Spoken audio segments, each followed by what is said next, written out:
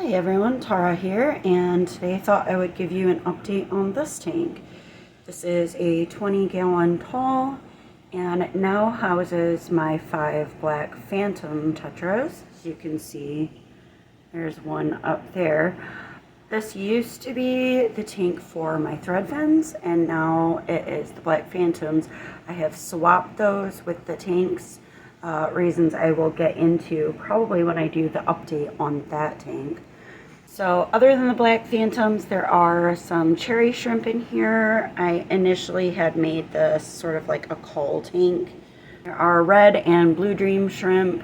I still get red and blue ones in here, and then sort of like a gray translucent one. That one looks kind of brownish. It's fine since like this tank isn't really meant for breeding them, even though they do breed in here. They're just part of the cleanup crew. So other things that I have in this tank is this crypt Ponteterifolia.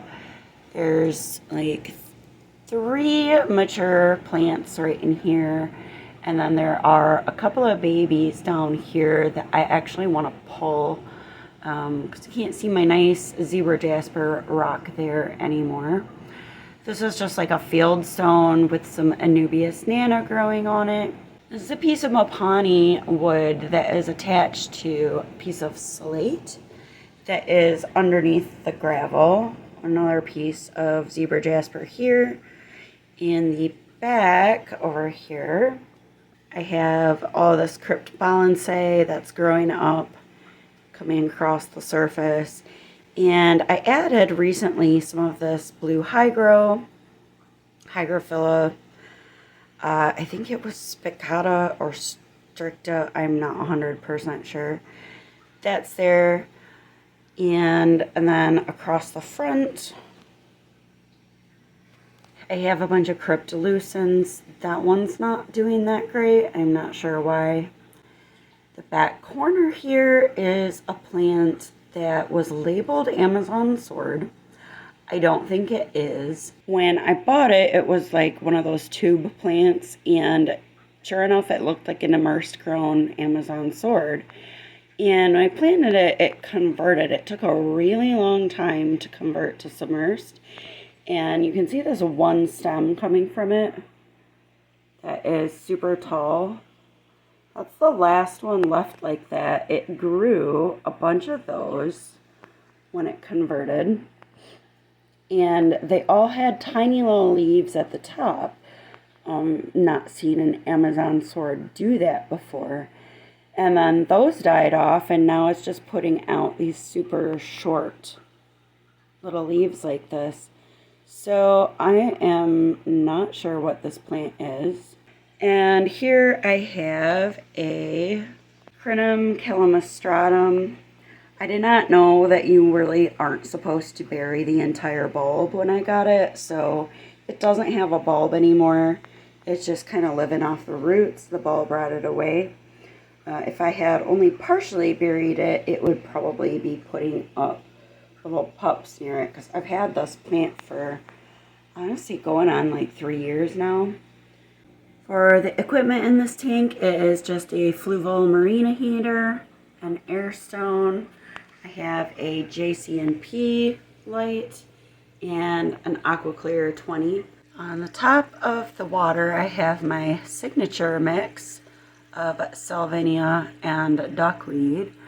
I've been trying to get rid of the duckweed, realized that just trying to pull it out from in between the pieces of salvinia is a little bit difficult. So every week I take out just handfuls of it, put it in some water, and then try to separate it from duckweed. But you can see like there's still these sneaky little pieces that get stuck to it. So it's really difficult to, yeah, another one right there. it's really difficult to remove all of it. So every week I put the salvinia back in, and then I also put some duckweed back in. So I've bought some pieces of wood that I have soaking. I cannot boil them, so they're just soaking in regular sort of room temperature water. Every day I'm changing out the water, and it doesn't look like it on camera, but there actually are quite a bit of tannins in this water. If you'll remember, I almost started a fire in my pot that I use to boil stuff like this in. And I put it outside when it's still smoking and full of like charcoal basically. And someone accidentally ran it over. So that pot is no more. So even though they are still putting out a little bit of tannins, I think I'm going to go ahead and add them to the tank anyway. I really like the shape that this one had. And then I have another piece of zebra jasper I'm going to add. Here is the after. That is the new piece of zebra jasper there. And one of the new pieces of wood. And the other one is the skinny one that kind of comes down like that. I'm not super crazy about how that looks there, but I can always change it. I gave the crinum a root tab because I haven't in like a year. And that little maybe sword in the back there.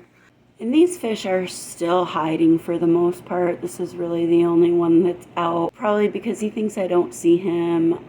There's one trying to hide behind a rock there.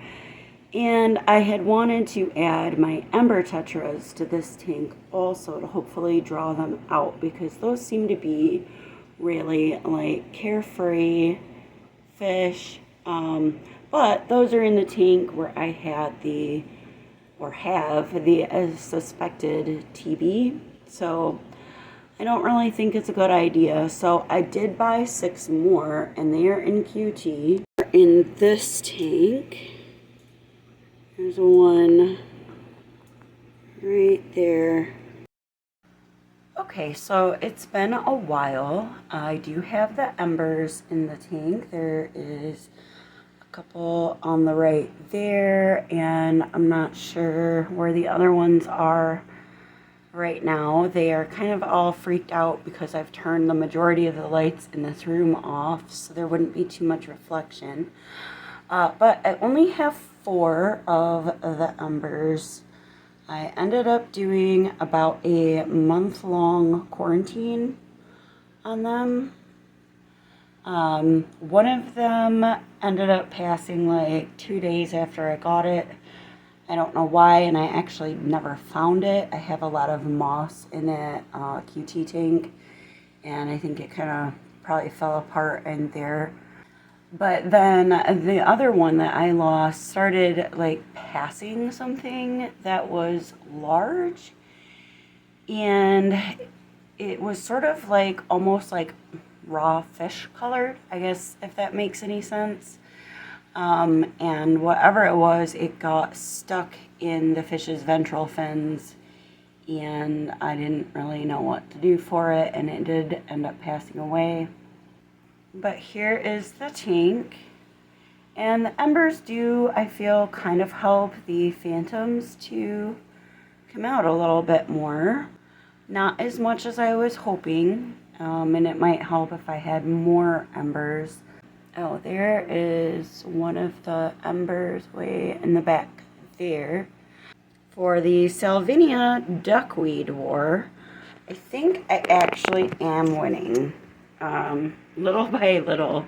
So up here, you can see now, like there's a little bit of duckweed here, but it's mostly Salvinia. And I made the mistake a few weeks ago, because this keeps the tank pretty dark, of making a little hole. I just took a bunch of it out and put it in a QT tank, and nothing but duckweed filled back in that hole. So I don't think I can do that until it is all gone. But all these roots are now salvinia, instead of the duckweed roots that were just falling all over in the inside of this tank and making a huge mess that I had to clean up every week. Let's put this back on the tripod. So here is the tank as it is now. And I hope you have enjoyed this update on this tank. And I hope you all have a great day. Thanks for watching. Bye.